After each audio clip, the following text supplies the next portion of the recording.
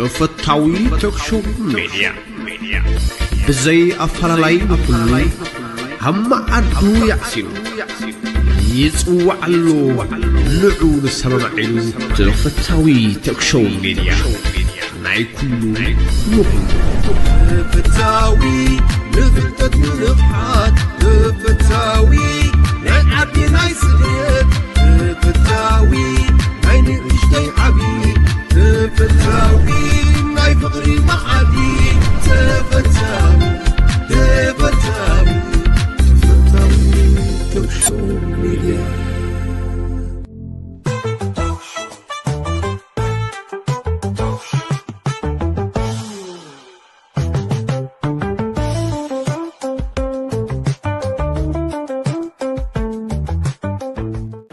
تاريخ أو واحد هاي مسيلكم أقعد أمن بتاريخ بقدم أو يعني رأيه على تشعيت في الزمن يريد قديت أخصمت فيها أفريسات سلطان أخصم شعود من تايب فريسنا إلنا أي تمهرنا من تايب فئاتنا إلنا يتمهيتنا مثلا تاريخ واحد قطرة أخصم مسد فئتها سلطانة تقراي نابشوا زيرا من 300 لعليون عامتات تبقى بين تجاويتهم نحن لما ناتاتهم حشخر كله أي نجزائنا تقاليسنا هنا جنيه فرناك عيد معنا من تبقى زي فرنا أي بدنا مو قتيله عمل مسيو زر أي أقوم زبها قتيله دقيقة استفانوس كما يزولوا طبعاً زمناوي أبرهت الفترة تجارها أتفيلنا منستنة هايمانة يخفى زبل بزح طلبات زحازو فلاسفة تجار فيلنا زيونا يتمهرنا نمن تايبات في يوم أيبلنا تاريخ أيتمهرنا لي قتلوها جراني أحمد مسيون أو 16 كفل زمن خا ناي جزءاتن ناي هزبن ناي تاريخن لو تغيرت عبيلنا إيكوسايدن جينوسايدن فتيرو أيتمهرنا قتلوها عدجاتو بي مسيون ب 10 كفل زمن نصح قرمكم هذا حاديقوس لعلي 6 قرع ويبربيل مرفئ زميتو كان أحد يقول قال لود أودي مرفق بعض كل بربيل تايل لي ويمال نخل نقول جن بتعمي حيا النير تسوي حنت مرفق شعو حنت المدى فوريكا مو مالتي مخنياتو حنت مرفق يا شعو خجاون تخا كل خط سر حلقة نوع الخمرفق اللي كان نوع الخ فوريكا تنقدان خط سفيلا سلازي هزب تقرأ شعو تروحوا تيو لسفير لا مرفق وسيدو دي ما نايز غيرو ومالتي هواري دو يخاله سخلو خال امون حدقو بزياكو ايتمهرناي من اللي كل تمسي زمن الشيء كفؤ زمن زبها الفطيرو شع زصويلو سبن سب زبلعلو ابزعوا كل قطركو زتخمر عصمت لو نولادي تايم زين كلهم كلهم بزمن الشيء نات وقع هديهم او زياتهم عقيهم لموت يوم يلم ايتمهرنا لي كاتسل هايل سلاسه مصر دغما جزاتنا تاريخنا كله اطفو ايتمهرنا ايتمهايتنا كاتيلو درب مصي كم تنفول تغيرو بزيوم زمدولم لختم عبيت ايفنتاتيا جينوسايدن ايكوسايدن لفصمنا كاتيلو احادق مصي ندرغ فيس احادقون اب حشت مرچس زنورنا لغيزه يمبا حقن مزرا بفلاي كم تغار زيت خوننا إثيوبيا ناتقنا نطفطفنا نسرحنا ليغبا اكسبرس وين نسرحنا ليغبا هنصاتات او نسرحنا ጫማ ليغور ጫማ خشع لغورو طرح اغرهم تصبيتو هيلو تغراوا يهو نسوم درون زاكل خشع لوننو امن حيزنا تصبينا ويبي هادق الفري فريا لومي نتغارو منصت خوينو مصيب انصتنا مالتي يهادق افجنوسايد تግራይ يدلو نمنتاي أف زمن إهادق يوم كوغندر تقاطينا من تقاطيتهم تجار مسيا أف زمن إهادق يوم يونيفرسيتي مهارة تجارو رئيسنا تشكمنا مسينا سقولو انتاي باي جبر كمهال سقولو يومنا توهيلو طفينا بزي يبقعي أي تمهرنا لي أي تمهايتنا لي أصيلو لو من مطي ولاد إهادق بلصقنا البحر مطي أبلصقنا أو كتشنأتي ليما تقراواي زي بالله تقراي فتيرو تقراي عقراريس كان مطفى كان تاريخ عالم مطفى أزبل يهو تعلم معلتي ننبرها لنا نابرها غيره مالتي እዚም ታሪካው ወህይ نمنجا همزي تفطيرو بفتصم سنة تجراين تجراوينتن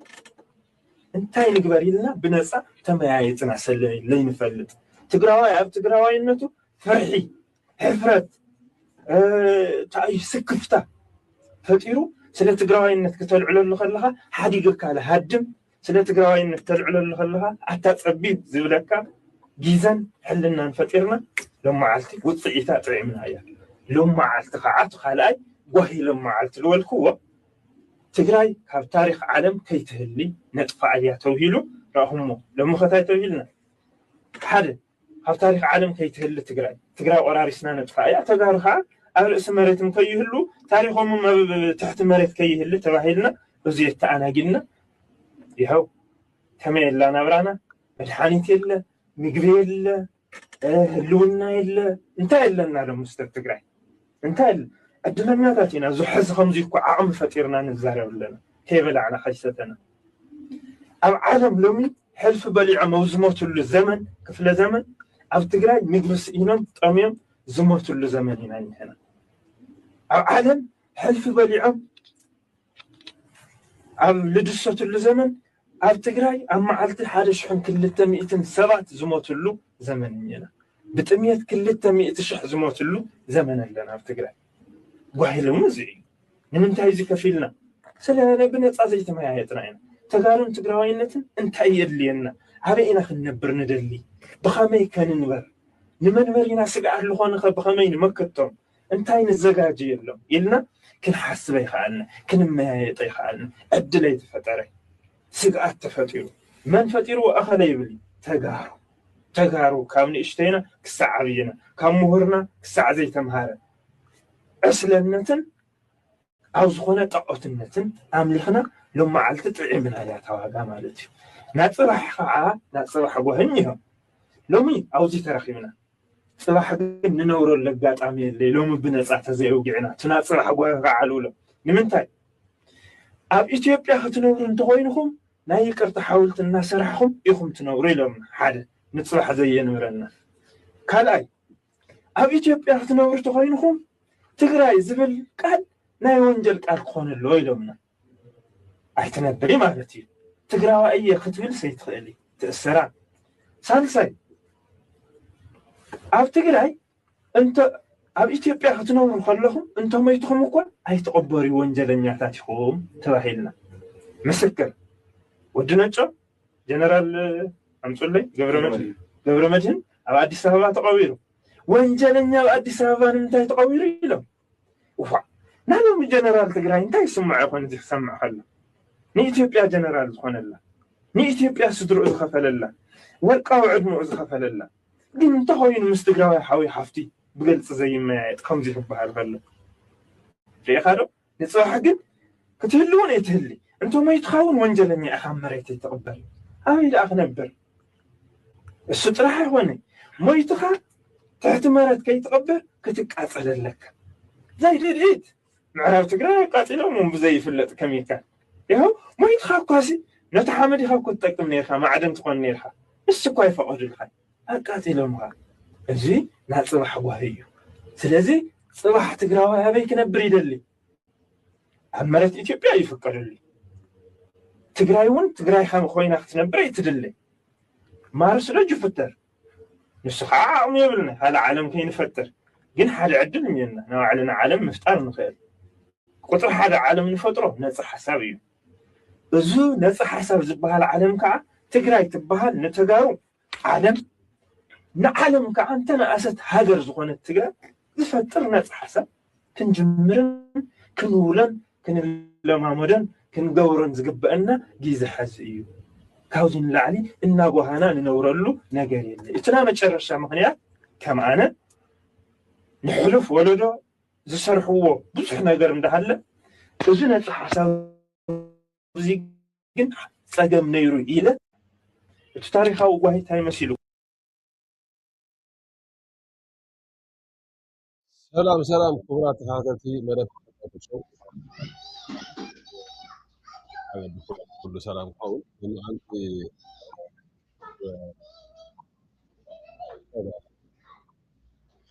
قرارة كلا دمتي سلطان يسمع له هون يصبو اوكي هجي صباطي سمع له هنا يا نعايس سمعنا؟ معنا لي اوكي كما سلام نخا هلا سلطان سلام دو ومي كنيخه تطافينا ገረም ጽቡቅ ሰላም እዩ እንታይ ሎሚ መፂና ዘለና ካባይ ሓጎስ ጽቡቅ ገይሩ ኣምሓርኛ ይኽእል ሓንቲ ኣገዳሲት መደብ ኣላ በኣምሓርኛ እታ ርእስቲ ሒዝና መፂና ዘለና ማለት እዩ እቲ በኣምሓርኛ ዝተሰርሐ ቪድዮ ከዓ ኤንወይ ድሓን ብዝያዳ እንዳተርጎመ እንዳተንተነ ክኸይድ እዩ እቲ ኣምሓርኛ ክንሰምዖ ኢና እሞ ሓጎሱ እንዳተንተነ እናኸይድ እዩ ከም ዝፍለጥ ቅድሚ ሕጂ ሻዕብያ ናይ ኢትዮጵያ ኣፅዋር ብቀይሕ ባሕሪ ዝሓልፍ ዝነበረ ከቲሩ ዝናይ ኣዘርባይጃን ማለት እዩ ቅድሚ ክንዲ ኣዋርሑ ከም ዝወሰዶ ይፍለጥ እዩ ኣብ ሽዑ ግዜ መንግስቲ ኢትዮጵያ ብዛዕባኡ ኣይተዛረበን ሕጂ ግን ወፂ ኣሎ ኩሉ ግዜ መቸም ብመንገዲ ዩቱበራቶም እዚ ናይ ፍርቂ ሚልዮን ገለ ዝኾን ሰዓብቲ ዘለዎም ዩቱበራት እዮም ወፂ ኣሎ ከምኡውን ካብ ትግራይ ዝተወስደ ሻዕብያ ዝሰረቆም ንብረታት ተመሊሱ ሕጂ ከምዚ ሂቦም ኣሎ ካልእ ዝብል ኣብኡ ዘተኮረ ዛዕባ እዩ ቅድሚ ናብኡ ግን ጩራባን ኩላትና ከም ንፈልጦ ኣብ ኤውሮጳ እዮም ዕዶት ዝገብሩ ዘለዉ እቲ ዕዶቶም እኳ ናብ መውድኦም ገጾም እዩ ኣብ ፍራንስ ኣለዎም ሕጂ ፅባሕ ቀዳም ድሕሪ እውን ዓዲ እንግሊዝ ኣሎ ንእሽተይ እዚኣ ናይ ሓደ ደቂማ ክስማዓኩም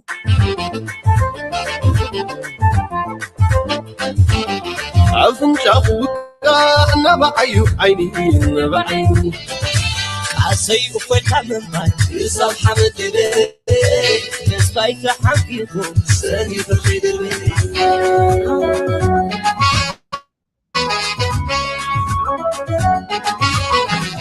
لا الولدوي وريد الحلي لا الولدوي وريد حياة النعماء دماغ وانا الذكر صباح قدام نتريو لكم ማለት እዩ ንጽባሕ ቀዳም ኣብዚ ለኩም ባንጎለት ዝብል ማለት እዩ ኣብዚ 155 አቬኒው ጋሊለን 93170 ኣብዚ ለኩም አድራሻ ንዕለ 6 ፌብሩዋሪ ማለት እዩ ኣብ ፓሪስ ስለዚ ኣብ ፓሪስ ፍራንስ ስለዚ ኣብዚ ኩላትኩም ኣብ ፍራንስ ዘለኹም ኩላትኩም ንፍትሒ ትቃለሱ ኣብዚ ግዜ እዚ ክትርከቡ ምስ ጨበላ ጩራባን ኩሉ ግዜ ከም ንፈልጦም አንድ ሕቆቅ አልስና እዮም ኣብዚ ቃልስና ዘለዎም ታራ ልዑል እዩ ውሕድ ዘይኮነ ብዙሕ ዋጋ ዝኸፍሉ ዘለው እዮም ስለዚ ንመጀመርያ ግዜ ኣብ ኤውሮጳ ቱር ዝገብርዎ ዘለው ኩላትኩም ተሳተፍቲ ክትኮኑ ኣብ ከምሳቱም ሓቢርኩም ከተምስዩ ብክብሪ ይዕድሙኩም ኣለው ማለት እዩ እዚኣ ሓንቲ ካሕልፈኩም ደሊ turn up the volume ትብል ለኻ ናተይ ድምፂ ትሒቱሎ ድዩ ከመይ ስማዕካ ኣሎ ድምፀይ ሓግሻ ጽቡቅ ኣሎ ንዓይ مرحبا قرب امو انت ابتار استنا تخيلنا هنا اتو حقشا مجمريا ثانك يو مالت ازيا انا بيني تمحرنيا انت اشمه قبرا اي دلخون منياتو تمحرنيا كم تفلطو كرتف يو بزح يكونن مالتي هو حجي انداس معنا يا كاينا اوف كورس حصاريا تا فيديو نو واحد يكونتن ግን ከዓ ኣዝያ እዋናዊት ዛዕባ እያ ኣብ ናይ ኢትዮጵያ ልዕሊ 400,000 ሰዓብቲ ዘለዋ ዩቱብያ ወፅያ ናይ ኢትዮጵያ መንግስቲ ኩሉ ግዜ ብዙሕ መልእኽትታት ብመንገዲ ዩቱበራቶም ገይሮም ዘሕልፍዎ ኣሎ ስለዚ ሻዕብያ ዝሰረቆም ኣፅዋር ናይ ኢትዮጵያ ካብ ባሕሪ ይኹን ከምኡውን ካብ ትግራይ ቅድሚ ሕጂ ሰረቆም ብዛዕባኡ ዝምልከት ኣሎ እሞ ደዋ ብላ እንዳበልካን ቁርብ እንዳተንተነ እንታይ ይብል ከም ዘሎ ንስኻ እውን ሓፅር ብዝበለ ሓደ ትዝብሎ ዘሎ ንዓኻ እውን ግቡእ መረዳእታ ኣለካ ንምንታይ እቲ ካብ ኣዘርባይጃን ኢትዮጵያ ገዚኣ ብቀይሕ ባሕሪ ተወስዶ ዝነበረት ሻዕብያ ዝሰለቦ ኣፅዋር ናይ ኢትዮጵያ ማለት እዩ ዘይሕጋዊ እንዲዩ ዝገበረ ስራሕ ንባዕሉ ዘይሕጋዊ እዩ ዘየፅዋሩ እሱ ሕጂ ኣውቶማቲካሊ ናብ ኩናት እውን ዘእቱ ማለት እዩ ኣብ ትሽዑ ግዜ ኣዛራብ ዛዕባ ነይሩ ኣብ ሶሻል ሚድያ ማለት እዩ ዝመለሰሉ ገለ መሲልና ግን ከም ዝንሪኦ ዘለና ሻዕብያ ወሲዳት ንዓኣ ማለት እዩ ኣብ ትግራይ ኣትያ እውን ክንደይ ኣፅዋር ከም ዝወሰደት ማንካ ተጋሩ ማንካ ፋርኬታ ይትበሉ እዚ ኢና ንወስደልኩም ነርና እንዳበሉ እውን ብቪድዮ ክዝርግሕዎ ደገፍቲ ስርዓት ምልክ እውን ይረአዩ ካብ ናይ ኢትዮጵያ ኣፅዋር ካብ ሰሜን እዝ ዝተወስደ ድዩ ብሓፂሩ እቲ ዝበዝሐ ኣፅዋር ናይ ኢትዮጵያ ኣብ ትግራይ ነይሩ ምክንያቱ በቲ ኩናት ናይ ኤርትራ ኢትዮጵያ ዝነበረ ኣብቲ ደንበር ኣብቲ ናይ ዶባት ናይ ኤርትራ ኢትዮጵያ ስለ ዝነበረ ኣብቲ ግዜ ኩናት ትግራይ ከዓ እዚ ዘይበሃል ኣፅዋር ናይ ኢትዮጵያ ሻዕብያ ናትካይ መንግስት ድምፂ ፅቡቅ የለን ትዛረብ ዘለካ ናትካይ ወፂኻ እቶ ናትካይ ስለዚ ብዙሕ ኣሎ ብዚ ሞ ንስማዕ እያ ሞ ደው እንዳበልና ክንከይድና ኤርትራ ለህወሓት ያቀበለቻቸው 5 መሳሪያዎች በራሷ መሳሪያም እየተወጋች ያለች ኢትዮጵያ የኤርትራ ጦር የባህር ዘረፋ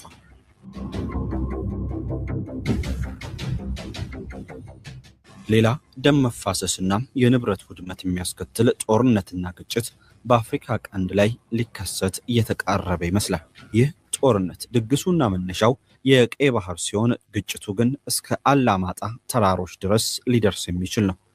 በሁለት የተለያዩ ጊዜያት እርስ በርሳቸው የተዋጉት ነገር ግን የትግል ዘመን ወዳጆች የነበሩት ህወሓትና ሻዕቢያ የጫካ ወዳጅነታቸውን ዳግም ያደሱት ይመስላል። ለሰላምና ለልማት ያልተባበሩት ሁለቱ ድርጅቶች አሁን ላይ ጠላት ያሉትን ለመዋጋት በጋራ ትጥቅ ለማንሳት ወስነዋል። ሰላም ጤና ይስጥልን የተከበራችሁና የተወደዳችሁ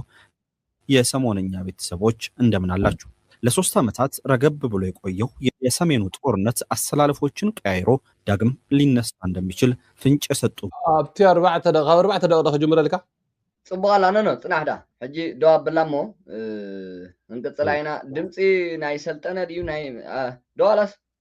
ተኮይነ መም ድምፂ ኦኬ ጽቡቃሎ ናታቶም ጽቡቃሎ ብለው እዚኣ ዛ መእተው ዝገበራ ባይዘወይ ከምቲ ዝበልካዮ ስልጡን መንግስቲ ኢትዮጵያ በአክቲቪስታቱ ገይሩ በዩቱበራቱ በጋዜጠኛታቱ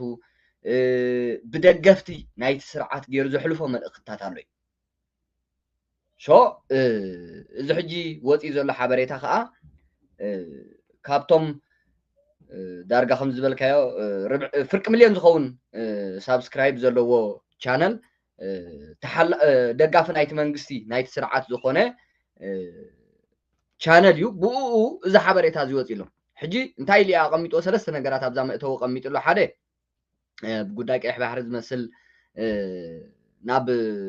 ዲቕ ዝበለ ኩናት ዘእቱ መንገድታት ይፍጠር ኣሎ ኢሉ ካልኣይ ኢትዮጵያ በአጽዋራታ ክትቀጥቀጥ በአጽዋራታ ክትውረር በአጽዋራታ ክትውጋዕ ምድላዋት ይግበር ኣሎ ኢሉ ሳልሳይ ኣብዚኣ ሕጂ ታነጥ ብልዒልዋ ኣብ ልምዓትን ምዕባለን بحنساب كنوبرون بحنساب كسرحم بحنساب كخدون زي كله حيلتات سلام إثيوبيان مزرق جنبار فت يرومالو يلو قميتو الله لذي تنير أزلناي ندحر دا ريخهم مخونكم أقدم أبيلو أذربيجان مبجس زجبره معبول أطوارات كساب I don't know كساب كندي حق إنه تالو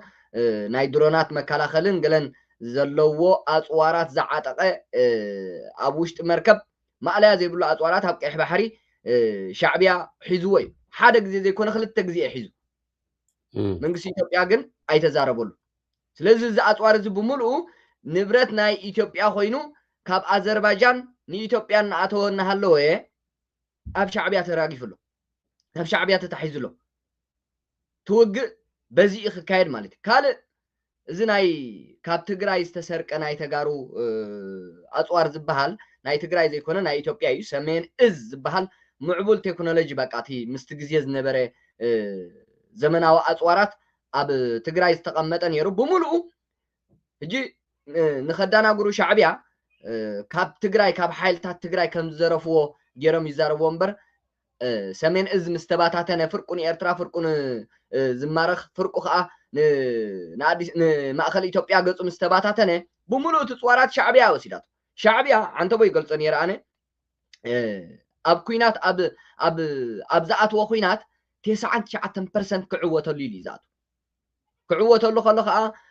مسؤول زواج وحيلتات من بركخ زي كونسي أب تنس زواج على زلوا مسألة يزبلوا محيلتات أو زلوا هاتن نبرة مزرافي عوتو زيا شو أب تجري عاتيو إذا الله زي بحال أطوارات ناي منجسي إثيوبيا سراويت إثيوبيا أبون هالوسي بملؤ صعينو نير تراتيو منجسي إثيوبيا بقدامي مستر أبي أحمد كزار بولو سلا زي دليمبر إذا أطوارات الزون أب تجري حدا خبت زي سحب زنبرة خونتاتي لذي مبرابا عينة قدامي مستر أبي أحمد أب عدوا أب شيرة أب عدقرات كمزن جيرو سراويت إيرترا يلزقلت النبرة ما قصلت ذي مسوي شو نقصلا زي أنتن أب مجمرة جليس وانزلوا أما توين نخيت هجي ولا ግጭቶች ከሰሞኑ በትግራይና አማራ ክልል አዋሳኝ አካባቢዎች ተስተውሏል። እኛም በዛሬው ጥንቅራችን ይህን ግጭት መነሻ አድርገን ኤርትራም ለህወሓት የሰጠችውን መሳሪያም ኢትዮጵያ በራሷ መሳሪያም እየተዋጋች መሆኑንና የኤርትራ ባህር ኃይል በዘረፋ ላይ መሰማራቱን ሆርን ሪቪው የጻፈውን እንደሚከተለው አሰናድተናል። እስከ ፍጻሜው አብራችሁን ቆዩ። ታላቅ የምስራች ለቤት ፈላጊዎች ቃል በተግባር መመሪያው የሆነ ቁልፍ ስፍራ ከእንግሊዝ ኤምባሲ አቅራቢያ ማራኪ የቤት ያፈርስ የሚችል ግጭት በአማራና ትግራይ ክልል አዋሳኝ አካባቢዎች ላይ ተስተውሏል። ግጭቶቹ በጸለምት አላማጣና ኮረም አካባቢዎች የተከሰቱ ሲሆን የህወሓት ታጣቂዎች የተከዜን ወንዝ ተሻግረው የተወሰኑ ስፍራዎችንም ተቆጣጥሯል። ህወሓት የተቆጣጠራቸው ስፍራዎች የፌዴራል ኃይሎች ለቀው የወጡበትን ስፍራ ቢሆንም የታየው ግጭት ግን የአስተዳደር ልውውጥ ብቻም ሳይሆን የቀጣይ ጦርነት ማስጀመሪያ ለመሆኑ ዋነኛ ማሳያ ነው። የአሁኑ ግጭት እየተደረገ ያለው ደግሞ በኢትዮጵያ የጦር መሳሪያ ለመሆኑ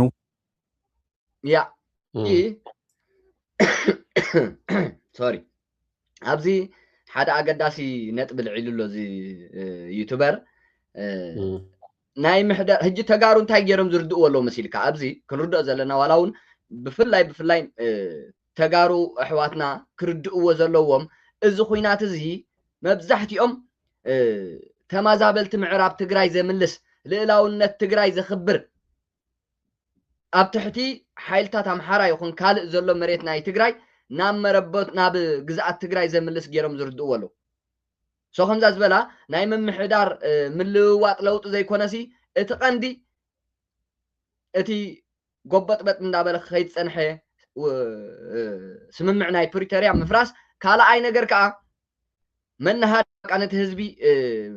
ኣብ ጎንኻ ምስላፍ መናሃርያ ኩናት ጌርካ ምክንያቱ ህዝቢ ትግራይ ምዝዝራእናይ ናይ ሕፃፅ በቀዳማይ ኣቀድማ ኣቢሉ ወዲ ሰብ በኣካሉ እናሃለዎ ናይ ውሽጢ ኣካላቱ ብሰንኪ ጥሜትን ዓፀቦን ዝረኣየሉ ዘሎ ናብ መረበቱ ክምለሲ ወላ ትዝሃብካዮ ሓገዝ ብምሉኡ ንህወሓት ክህባ ይኽእል ክምለስ ይኽእል ስለዚ በዚኣ ኣብ ጎኑ ንምስላፍ ሻዕብያን ህወሓትን ዝሰርሕዋ ብሰሜን ምዕራብ ትግራይ ብፀለም ተጀሚሩ ማለት መንእሰያት ትግራይ ህዝቢ ትግራይ ብምሉኡ በቃ ሕጂ ደኣ እንድሕር ደኣ ስርዓት ብልፅግና መሬትና ዘየምልሰልና ኮይኑ ተማዛበልትን ኣብ ቦታኦም ተደኣ ዘይመልሶም ኮይኑ ኣማራፂ የብልናን ብኩናት ክንፈትሖ ኢና ህዝብና ኣብ መዕቆቢ ተማዛበልቲ ኮይኑ ደኣ መዓልታዊ ሞት ከመዝግብ ኮይኑ ሶ እዚ ኩናት እዚ ከም ቅቡል ገይሮም ዝረኣይዎ ኣካላት ኣለዉ እዚ ኩናት እዚ ምዕራብ ትግራይ ንምምላስ ተማዛበልትን ኣብ ቦታኦም ንምምላስ ዝተጀመረ ኣይኮነን እንታይ ደኣ ሻዕብያ ሰላም ኢትዮጵያ ንምዝራግ ዝወልዑ ይጥዕም ዶ ይኸውን ዶ ይኸውን ንፈትና ኢሎም ፈተነ ኣካይዶም ስለዚ ብሰሜን ምዕራብ ትግራይ ብፍፅም ብምዕራብ ትግራይ ተዋጊኦም ብፍፅም ክዕወቱላ ስለዘይክእሉ ተኣክሽን ናበይ ቀይሮም ኣለዉ ሕጂ ንዓፋር ብራያ ምክንያቱ ህይወት ናይ ኢትዮጵያ ጅቡቲ ዓፋር እዚ መስመር ናይ ጅቡቲ መራኽብ በሎ ኩሉ ነገራት ንኢትዮጵያ ዘድሊ ነገራት ብሑመራ ብሱዳን ዘይኮነ ዝኣቱሲ ብዓፋር ብጅቡቲ እዩ ዝኣቱ ነዛ መስመር እዚኣ ንምህዋኽ ነዛ መስመር እዚኣ መናሃርያ ኩናት ቦታ ናይ ኩናት ንምግባር ሻዕብያ እውን ብኡ ክኣቱ ዓቕሚ ክረክብ ተኣክሽን ናብ ዓፋር ቀይሮማ ንሪኢ ኣለና ማለት ስለዚ እቲ ዝካየሎ ኩናት ከምዛ ዝወዲ ዩቱበር ዝበላ ናይ ምምሕዳር ምምላስ ዘይኮነሲ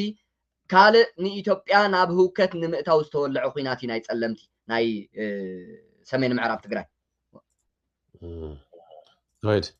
መረጃዎች እየወጡ ናቸው። የሆርን ሪቪው ጸሐፊዋ ርብቃ ሙልጌታም ሻዕቢያ በትግራዩ ጦርነት ወቅት የዘረፋቸውን የጦር መሳሪያዎች ለህወሓት በመስጠት ጦርነቱን አስጀምሯል ትላለች።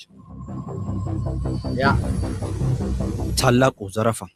በሆርን ሪቪው ላይ በወጣው ጽሑፍ መሰረት በትግራዩ ጦርነት ወቅት የኢትዮጵያ ጦር ከተሞችን ለመቆጣጠርና ጦርነትን በበላይነት ለመፈጸም ጥረትን በሚያደርግበት ወቅት የሻዕቢያ ጦር ከኋላ እየተከተለ ትልልቅ ዘረፋዎችን ይፈጽም ነበር። የኤርትራ ጦር መሬት ለመያዝ አሊያም ህወሓትን ለማዳከም ብቻ ሳይሆን ሀብት ለማካበት ጭምር ወደ ትግራይ ገብቷል። ሻዕቢያ በጦርነቱ ወቅት ቲ72 ታንክ፣ ሮኬት ማስወንጨፊያዎችንና የተለያዩ የጦር መሳሪያዎችን ከትግራይ በመስረቅ ወደ ምጽዋና ደናኪል በረሃዎች በመውሰድ ቀብሯል። እነዚህ መሳሪያዎች አሁን ላይ መልሰው ለህወሓት የተሰጡ ሲሆን ህወሓትም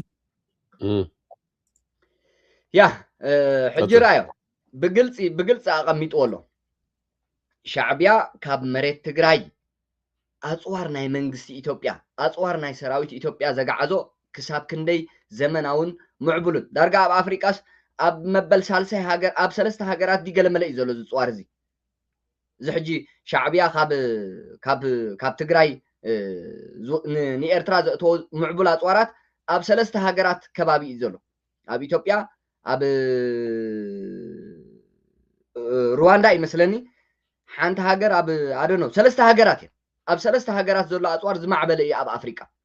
ናይ ሩስያ ስራሓት ናይ ካልኦት ሃገራት ማለት ሕጂ እዚ ኣጽዋራት እዚ ብምሉኡ ንኤርትራ ኣትይወሎ ሕጂ ተመሊሱ ንህወሓት ዘዕጥቐሉ ዘሎ ኣብ ወረዳ ጸለምቲ ናይ ታንክን ገለን ዝተሓገዘ ናይ ሻዕብያ ኣጽዋራት ንህወሓት ዝተዋሃበ ካብ ኢትዮጵያ ተዘሪፉ ንኤርትራ ከይዱ ከም በሓድሽ ሓይልታት ህወሓት ንምድልዳል ወይ ደገፍ ንምሃብ ናብ ጸለምቲ ኣትዩ ኣብ ጸለምቲ ምንቅስቃሳት ናይ ኣጽዋር እዚ ተራእዩ መንግስቲ ኢትዮጵያ በቃ ክገብሮ ዝቀነየ ኢና ኢና ብሙሉአን መስመራት ናይ ኤርትራ ብሙሉአን ወላ ናይ ኣጋር ኣብ ዓይን ድሮ ረእቲ ወይ ኣቀዲሙ ዝኣተወ ግን ኣብ ጸለምቲ ኣብቲ ኩናት ክሳተፍ ርኢና እቲ ድሒሩ ከዓ ዝፈተነ ግን ብድሮን ብሙሉ መንግስቲ ኢትዮጵያ እውን ገሊፅዎ እዩ ኣብ ልዕሊ ሲቪል ዓሊቡ ኣብ ልዕሊ ሲቪል እዩ ሲቪል ጉዳይ ኣሎ ኢልኩም ንዓና ተኸሱሲ ኩለን በብሓንቲ ንሰደን መጥቃዕቲ ናይ ድሮን ብመጽናዕቲ ፈሪምና ከይተረፈና ነቲ ዝረኣናዮ ኣጽዋር ናይ ቃል ብቃል ናይ ሻዕብያ ይበለን ነቲ ዝረኣናዮ ኣጽዋራት ምንቅስቃስ ናይ ሰራዊት ፈሪምና ኢና ሲቪል ከም ዘይብሉ ምስ ሲቪል ዝተሓወሰ ከም ዘይኮነ ብመረጋገፂ ኣጽዋራት ምዃኑ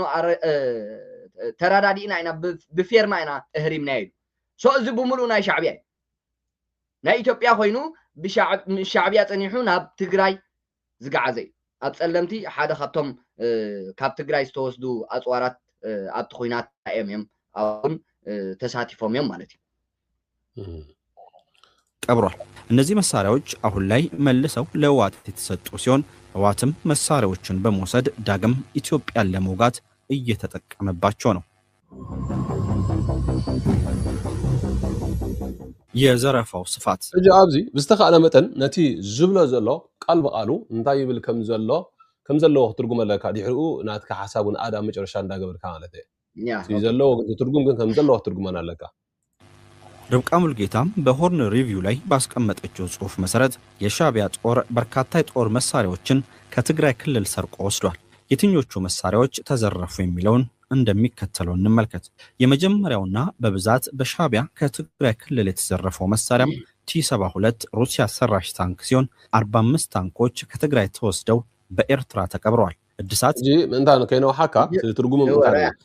በዛው ከንዳሕርኮ ኸይደ ትዝብሎ ዘሎ መጀመሪያ እንስሓ እንዳተርጎምካ ትኸይድ ሽዑ መጨረሻ ጾሚቅና ሐሰብና ክንወሊና ማለት እዩ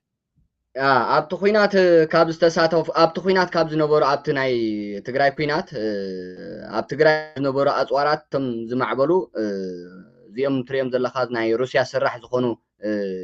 ታንክታት ብሙሉኦም እዚኦም ኣብ መጀመርያ ኣብታ ናይ መጀመርያ ዝበላ ካብ ትግራይ ወሲዱ ኣብ በረኻታት ኣብ ባጽዕን ኣብ በረኻታት ደንከልን እዩ ዓቢጥዎ ጸኒሑ ተመጽዋራት ካብ ብሙሉኦም ሕጂ ከም በሓዲሽ ንህወሓት ድጋፍ ተባሂሎም ንትግራይ ይምለሱለው ይዝብል ዘሎ ብራው የተደረገላቸው እነዚህ ታንኮች በጸለምት በኩል በተደረገ ውጊያ ላይ በጥቅም ላይ መዋላቸውም ተሰምቷል። ሮኬቶችን ለማስወንጨፍ የሚያገለግለው BM21 መሳሪያም በቁጥር 90 ያክሉ ከኢትዮጵያ ተዘርፈው በኤርትራ ውስጥ የሚገኙ ሲሆን አብዛኛዎቹ ለህወሓት ታጣቂ መሰጠታቸው ተነግሯል። ሕጂ እዚኦም ኩሎም እዚኦም ኣብ በረኻታት ናይ ደንከልን ኣብ ባጽዕ ከባብን ጸንሑ እዞም ዝማዕበሉ ኣጽዋራት እዚኦም ሕጂ ናብ ትግራይ ተመሊሶም ንህወሓት ከም ድጋፍ ተዋሂቦም ኣብ ኩናት ናይ ጸለምቲ ክሳተፉ ርኢናዮም እዩ ዲ30 የተሰኘው ሃውሰር ደግሞ 120 ያክሉ በኤርትራ ጦር እጅ ሲገባ የኤርትራ ጦርም እያደሰም ለህወሓት እያስረከበው ነው። እንደ ኮርኔትና ፋጎት ያሉ ጸረ ታንክ ሮኬቶችም በኤርትራ ጦር እጅ ይገኛሉ። ያ እዞም ዳርጋ መብዛሕትኦም ሕጂ ቶም ካብ ትግራይ ቶም ምዕቡላት ኣጽዋራት ብሙሉኦም ዞም ታንክታት ይኹኑ ስራሓት ናይ ሩስያ ዝብሎም ዘሎ ብሙሉኦም ኣብ ኤርትራ እዮም ዝርከቡ ካብ ትግራይ ዝተወስዱ ብሙሉኦም ኣብ ኤርትራ እዮም ዝርከቡ ደጊሞም ንትግራይ እንዳኣተውኦም ግን ኣብ ኤርትራ እዮም ዘለዉ እዩ ዝብል ዘሎ ብዙሓት ቢኤም ዘለዎ ዓይነት አጽዋራት እንዳጠቀሰ ስለዘብለ ዘሎ አነስተኛ የጦር መሳሪያዎችን ስንመለከት በቅድሚያ የምናገኘው መትረየሶችን ሲሆን ከ5000 በላይ መትረየስ በሻዕቢያ እጅ ገብቶ ግማሹ ለዋት ተሰጥቷል። ከዋት ውጪ ግን ኤርትራ በርካታ ካብ 5000 ንላዕሊ ዝኸውን ነዋሕቲ ብረታት ዝናይ መትረየስ ገለመለ ብሙሉኡ ካብ ትግራይ ሻዕቢያ ወሲድዎ እዩ ግማሹ ፍርቁ ንህወሓት ተዋሂቡ እዩ ዘሎ እዚ ከዓ ራእዮ ነዊሕ ቦታታት ርሕቀት ከይዱ መጥቃዕቲ ዝፍጽም ማለት እዩ ተሰጥቷል። ከዋት ውጪ ግን ኤርትራ በርካታ ከኢትዮጵያ ያዘረፈቻቸውን መሳሪያዎች ዳግም በማደስ ለኢትዮጵያ ታጣቂ ቡድኖች እያስታጠቀችም ትገኛለች። ያ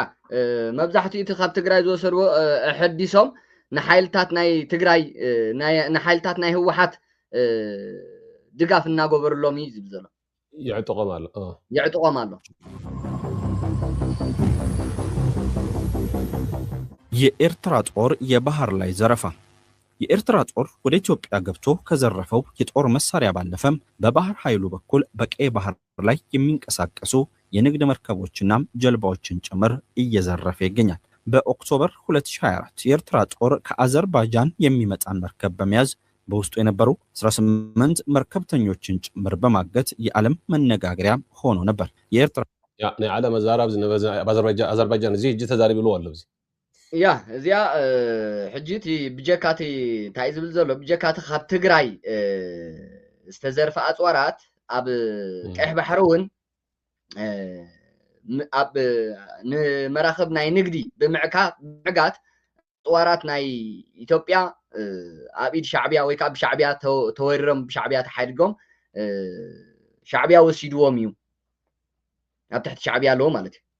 ያ ካብ አዘርባይጃን ዝገዙ ወጧርሲ እዛይ ካብ ካብ ኢትዮጵያ ዘመትወስ ኣብ ባሕሩን ከም ዝኸተሩ ማለት እዩ ያ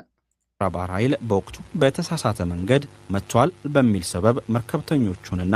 መርከቡን ያገተ ቢሆንም እውነታው ግን መርከቡ የተያዘው በውስጡ በርካታ የራዳር ዘዴዎችን የኤሌክትሮኒክ መሳሪያዎችንና የተለያዩ ቁሶችን በመያዙ ነበር። በመንግስት የሚደገፍ የባህር ላይ ዘረፋን የምትጠቀመው ኤርትራም በበርካታ ማዕቀቦች ያጣችውን ቴክኖሎጂ በዘረፋ ለማሟላት እየሞከረች ነው። ያ ሕጅራዮቲ ማለሲ ብግልጽ ቀሚጦሎ እንታይሎ ስቆልካ ናይ ሽበራ ገለመለ ዘይኮነስ ብመንግስት ዝተደገፈ ኢትስርሒት ናይ ምዝራፍ ዝካየድ ኣብ ቀይሕ ባሕሪ ሶ ዘን መራኸብ ዚአን ካብ አዘርባይጃን ተጻዒነን አጽዋራት ጽዒነን ዝመጻ በቲ መንግስቲ ትእዛዝን አፍሉጠን ኣብ ትሕቲ ኤርትራ ኣትየን ስለዚ ናይ ቀይሕ ባሕሪ ዝርፍያ ወይ ከዓ ምዕፋን ምጭዋይ ብዝኾነ ዝተገብረ ዘይኮነስ ብመንግስቲ አፍሉጠ እዩ ዝብል ዘሎ ናብቲ ስርዓት ንምጽጋዕ ሕጂ እየሞከረች ነው። ከየመን የተሰረቁ ፈጣን ጀልባዎች በመረብ ወንዝ በኩል ሮኬቶችን ለዋት ታጣቂ ቡድን እያቀረቡ ናቸው። ከባህር ላይ የተዘረፉ ራዳሮችና ጂፒኤስ ራያ ሕጂ ካብ የመን ከይተረፈረ ጃልባታትን ገለመለን አጽዋር ዝጻዓና ዝኾነ ኣብ መዋስንቲ ባሕሪ የመንን ኤርትራን አቡ አጽዋራት ጽዒነን ዝተረኽባ ከይተረፈ ኣብ መረብ ለንቀነ ተራእየን ይብላሉ ተአጽዋራት ካብ ዘንጀላቡ ዚአን ኣብ መንጎ የመንን ኣብቲ ካብ የመን ዝተሰርቃሲ ተአጽዋራት ኣብ መረብ ተራእዩ ክሰግር ንትግራይ ንኢትዮጵያ ማለት እዩ እዚ ሕጂ ለንቀነ ማለት እዩ ለንቀነ ብዙ ሕጂ ናይ ኩናት ትንትናውን ነርካ ናትካ ዝኣቶ ኣኖን ካብ ናይ ኢትዮጵያ ያ ኣቅሪብና ሕጂ ነዚኣ እንዲና ደሊና እምበር ሕጂ ስለ እቲ ንዛረቦ እኮ እቲ ብተፈታዊ ይኹን ብሊሎ ቲቪ ይኹን ዝሓል ነፎ በቃ እቲ ሓቂ ገሊጾ ዘሎ ሕጂ እዚ ሚድያ እዚ ከዓ ኣቅሊልካ ዝረአ ይኮነን ኣካል ናይ መንግስቲ ኣካል ናይ መንግስቲ ክብል ከለኹሲ ናይ መንግስቲ ሚድያ ይኮነን ግን ምስቲ መንግስቲ ቅርበት ዘለዎ ደጋፍ ናይቲ መንግስቲ ዓብ ሚድያ ሕጂ እቲ ንብሎ ዘለና ብጭብጥ ቀሪብዎ ኣሎ ሕጂ ብጭብጥ ቀሪቡ በቃ ኣብ ትግራይ ኩለን ዘና ኣብዚኣ ዘለዋ መቸም ንዓና ሓድሽ ኣይኮነን ክንዛረበሉ ፀኒሕና ኢና መረጋገፂ ካብ አዘርባይጃን ዝመጻ አጽዋራት ተዛሪብናሉ ኢና ካብ ትግራይ ዝተዘርፈ አጽዋራት ኩሉ እዚ ኩሉ ብመልክዕ ጭብጥን መረጋገፅን ይሕዝልና መጽ ሕዚ ሚድያ እዚ ከባህር ላይ የተዘረፉ ራዳሮችና ጂፒኤሶችም የኤርትራን የአየር ኃይል የተቀላቀሉ ሲሆን የኢትዮጵያን አየር ኃይል እንቅስቃሴ ለመክታትም ጥቅም ላይ እየዋሉ ይገኛሉ። ከእስራኤል ጋር ኸይኑ ሐካለ وحجي زيوم مكالاخل بقى خمت عنده بزبلنا ابتاني اذربيجان نيرا زبلنا تاي زبل زلو بقى صره درونز كلهم ننفرت مكتال زوعلو ننفرتنا ايثيوبيا بدقيق كاتولو كقاطور زخلو كيراتات كيترفلو لومي ኤርትራ ተጠቆመሉላት ንብረት ካብ ቀይሕ ባሕሪ ካብ ናይ መራኸብ ናይ አዘርባይጃን ዘዓፈነቶ ይዝብል ዘሎ በተጨማሪም ከባህር ላይ የተዘረፉት የኤሌክትሮኒክ ጦር መሳሪያዎች ከኢራን የሚመጡትን የኤርትራ ድሮኖች እንዲደግፉ ተደርገውም ተዘርግተዋል። ያ ካብ ኢራን እዚኦም ካብ ኢራን ራይም ካብ ኢራን በመልክዕ ድጋፍ ዝረኸቦ ሻዕቢያ እዚኦም ኣብ ምክልኻል ናይ ፀረነ ናይ ምንቅስቃሳት ነፈርትና ኢትዮጵያ ከውዕለ ጀሚሩሎ ሻዕቢያ ምክልኻል ይገብረሉሎ ማለት ካብ ኢራን ዝረኸቦ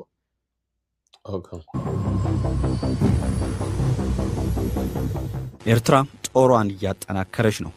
ኤርትራም ጦሯን ዳግም እያደራጀችናም እያጠናከረች ነው የሚል ሪፖርት የወጣ ሲሆን የኤርትራ ጦር መጠናከር ቀጠናውን ያመሳልም እየተባለ ይገኛል። ያ ሰራዊት ኤርትራ ምድላዋት ይገብራሉ። ኤርትራ ሲ ሰራዊታ ተዳሉላ ዝተፋላለ ስልጠናታት ወይ ከዓ ምድላዋትና ተገበረሉ እዩ እዚ እስከ መልሳ ኤርትራ ኢትዮጵያ ንሽት መልሳ ያ ጠናከረች ነው። ኤርትራም ጦሯን ዳግም እያደራጀችናም እያጠናከረች ነው የሚል ሪፖርት የወጣ ሲሆን የኤርትራ ጦር መጠናከር ቀጠናውን ያመሳልም እየተባለ ይገኛል። የአፍሪካ ምድላ ሰራዊት ኤርትራ ይዳለው ይዘሎት ስርዓት ይዳሉሎ ሰራዊቱ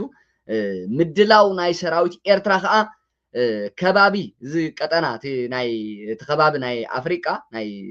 ቀርና አፍሪካ ንዑኡ ሰላሙን ምህዋኺ ተባሂሉ ይግለጻሉ ይዝብዘሉ ቀንድ በሱዳን ባለው የእርስ በርስ ጦርነት በኢትዮጵያ ውስጥ በሚታየው የፖለቲካ አለመረጋጋትና በሶማሊያ ውስጥ ባለው የጸጥታ ችግር ቀድሞውንም እየተፈተነ የሚገኝ ነው። ታዲያ እስከ መልሳ ተቋራረጠኝ አጽልካሉ ወንሽቴ መልሳ ንሽቴ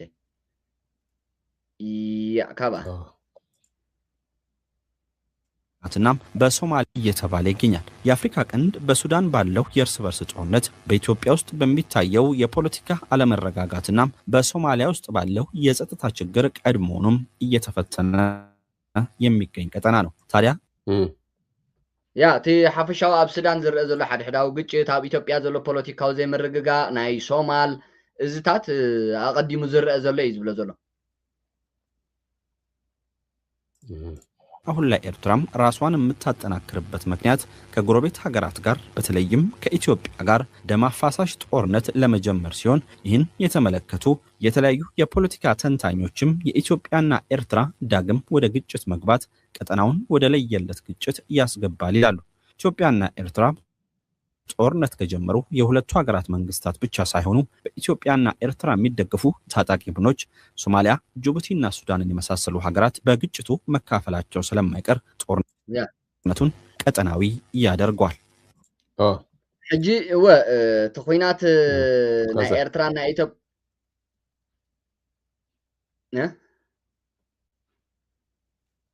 ቀጽል ተኾይናት ናይ ኤርትራና ኢትዮጵያን ሲ ናይ ስርዓት በቃ ናይ ኢሳያስን ናይ ክልቲኦም ናይ ስርዓት ኤርትራን ናይቲ ስርዓት ህግደፍን ናይ ብልጽግናን ዘይኮነሲ እቲ ኹይናት ኣብቲ ከባቢ ብኤርትራ ብኢትዮጵያ ዝድገፉ ሓይልታት ናይ ጅቡቲ ናይ ሶማል ካልኦት ሓይልታት እውን ስለዝህሉ እዚኦም እውን ክሳተፍዎ ስለዝኽእሉ እቲ ኹይናት ዘባዊ ኹይናት ክኸውን ይኽእል እዩ።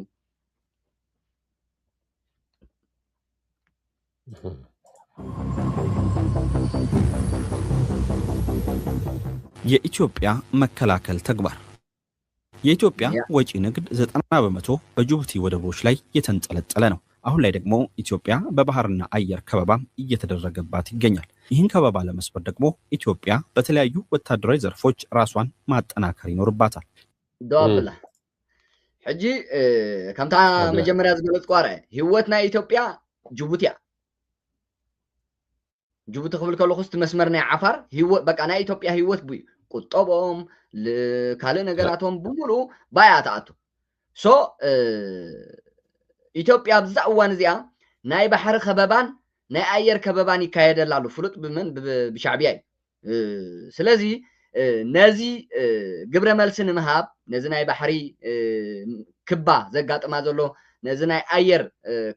كبا زقات مازولو نفسنا دالادلت حيلنا تناخرت يا إزبل የመጀመሪያው የባህር ኃይል ሲሆን የባህር ኃይልን ማቋቋም ለኢትዮጵያ የቅንጦት ጉዳይ ሳይሆን የህልውና ጉዳይ ጭምር ነው። የኢትዮጵያ ባህር ኃይል የደርግን መንግስት መውደቅ ተከትሎናም የኢትዮጵያን ባህር በር ማጣት ተከትሎ ፈርሶ የነበረ ሲሆን አሁን ላይ ግን ዳግመኛ ተቋቁሟል። የኢትዮጵያ ባህር ቀይ መስመር ይሏሉ መጨምታ ናይ ባህር ህልውና ጉዳይ ፈሪስ ዝነበረ ዳግማይ ክህነት እቲ ናይ ሓይሊ ባሕሪ ናይ ኢትዮጵያ ዳግማይ ክህነት ብሓፂሩ እቲ ህላወ ናይ ባሕሪ ንኢትዮጵያ ኣገዳሲ ምስ ምዃኑ ምንቅስቃሳት ናይ ሓይሊ ባሕሪ ወይ ከዓ ምስልጣን ናይ ሓይሊ ባሕሪ እዩ ዝካየድ ዘሎ እዩ ዝብል ዘሎ በቃ ህላወ ቀይሕ ባሕሪ ቀይሕ መስመርና ማለት እዩ ተቋቁሟል። የኢትዮጵያ ባህር ኃይል አሁን ላይ ራሱን በሚገባ በሰው ኃይል በመሰረተ ልማት በስልጠና እያደራጀ ጠንካራና መሰረት ያለው የሚሰጠውን ተልዕኮ መፈጸም በሚያስችል አግባብ ወደፊት መራመድ የቻለ ክፍል እየሆነ ነው። የኢትዮጵያ አየር ኃይልም ይበልጥ ራሱን እያጠናከረ የኢትዮጵያን አየር ክልል መጠበቅ ኢትዮጵያ ከከበባው ለመውጣት እጅግ ያስፈልጋታል። የኢትዮጵያ አየር ኃይል 2010 ላይ አንድ ሄሊኮፕተር ብቻ የነበረው ሲሆን አሁን ላይ የተለያዩ ስምና ተግባር ያላቸው ከ100 በላይ አውሮፕላኖችን ታጥቋል። የዘመናዊ ድሮኖቹ አቅምም የዛኑ ያክል ከፍ ያለ መምጣቱን ባለፉት ዓመታት ተመልክተናል። እንደ ህዋት ያሉ የሻዕቢያ ተላላኪዎችን በሀገር ውስጥ በጣጥሶ ለመጣል ደግሞ የኢትዮጵያ የምድር ኃይል እየተጠናከረ መምጣት የግድ ይለዋል። ኢትዮጵያ ሕጂ ማለት ንኢትዮጵያ ህላው ክበሃል ሓይሊ ባሕሪ ግድን ክድልድል ኣለዎ ሓይሊ ኣየር ግድን ክድልድል ኣለዎ ስለዚ ሓይሊ ኣየር ኤርትራ ሓይሊ ኣየር ኢትዮጵያ ኣብ 2010 ቋፅራ ግእዝ ይመስለኒ ኣብ 2010 ሓንቲ ሄሊኮፕተር ዝነበረቶ ሎሚ ልዕሊ 100 ሄሊኮፕተራት ወኒኑ ድሮናቱ እውን ኣብ ዝማዕበለ ደረጃ ኣብፂሑ ከም በዓል ህወሓት ዝኣመሰሉ ልኡኻት ናይ ሻዕቢያ ንምፅራግ ከዓ ኣብ ወሳኒ መድረኽ ይርከብ እዩ ዝብል ዘሎ ከዚህ ቀደም የነበሩ ታንኮችንና መድፎችን በመቀየር ዘመናዊ ሜካናይዝድ የምድር ጦርን በከፍተኛ ፍጥነት እየገነባች ነው።